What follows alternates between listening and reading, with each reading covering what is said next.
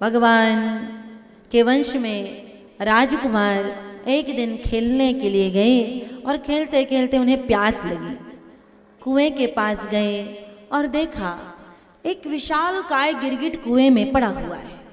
बच्चों ने आकर के भगवान श्याम सुंदर को बताया कि बड़ा गिरगिट है कुएं में जल नहीं है।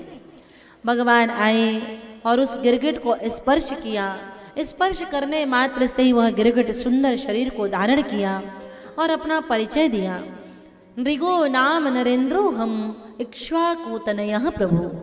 भगवान, मैं इक्ष्वाकु वंश का राजा हूँ, नृग मेरा नाम है और मैंने इतने दान दिए संभवतः प्रभु धरती में धूलि के कण गिने जा सकते हैं, आकाश के तारा मंडल को गिने जा सकते हैं, लेकिन मेरे द्वारा दान दी हुई गौ माताओं को गिना नहीं जा सकता। मैंने इतना दान दिया।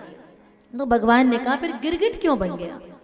उसने बताया कि मेरे जीवन काल में एक मुझसे पाप हो गया। एक ब्राह्मण देवता की गौ माता आकर के मेरी गौशाला में मिल गई और मैं भूलवश उसी गौ माता को अन्य ब्राह्मण देवता को दान में दे दिया। दोनों ब्राह्मण देवता झगड़ बैठे, गैया मेरी। मैं दोनों को संतुष्ट नहीं कर पाया। दोनों कहने लगे, मैंने दोनों को कहा इसके बाहर में आप सोना चांदी ले लीजिए, लेकिन दोनों नहीं माने। कालांतर में मेरी मृत्यु हो गई। यमराज ने कहा तेरा पाप बहुत कम है, तेरा पुण्य बहुत ज्यादा है, तो तू पहले पाप का फल भोगेगा या पुण्य का? मैंने कहा पहले पाप का ही फल भोग लेता हूँ। तो उसी समय मुझे इस गिरगिट की योनि में यमराज ने डाल दिया। आज आपके स्पर्श से मैं इस योनि से मुक्त हुआ। प्रणाम करके वह राजा चला गया। तो भगवान श्याम सुंदर अपने वंश के सारे राजकुमारों को बुलाते हैं और समझाते हैं। स्वदत्ता परदत्ता वा ब्रह्मवृत्तिं हरेशयः षष्टिवर्ष सहस्राणि विष्टायाः जायते कृमिः। अपने द्वारा दी हुई, दूसरों के द्वारा दी हुई जो ब्राह्मणों की संपत्ति को छीन लेता है वो 60,000 वर्ष तक विष्टा का कीड़ा बनता है।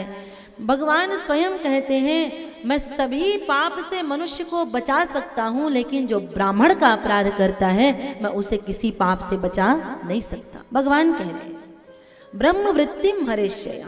इसलिए बेटा ब्राह्मणों का विरोध मत करना। अपने वंश के राजकुमारों को समझा रहे हैं।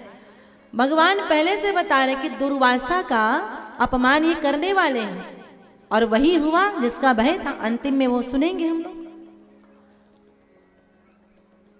भगवान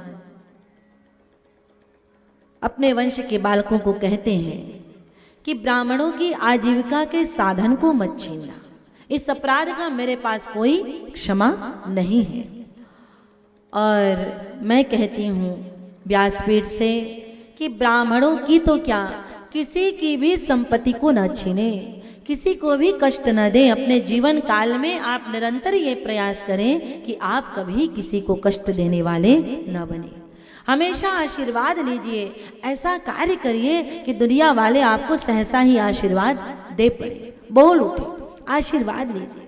धन खूब कमा आनंद मना, धन खूब कमा आनंद मना, पर ऐसा कोई काम न कर। धन खूब कमा आनंद मना, पर ऐसा कोई काम न कर। अपना घर बसाने को औरों का घर बर्बाद न कर। अपना घर बसाने को औरों का घर बर्बाद न कर।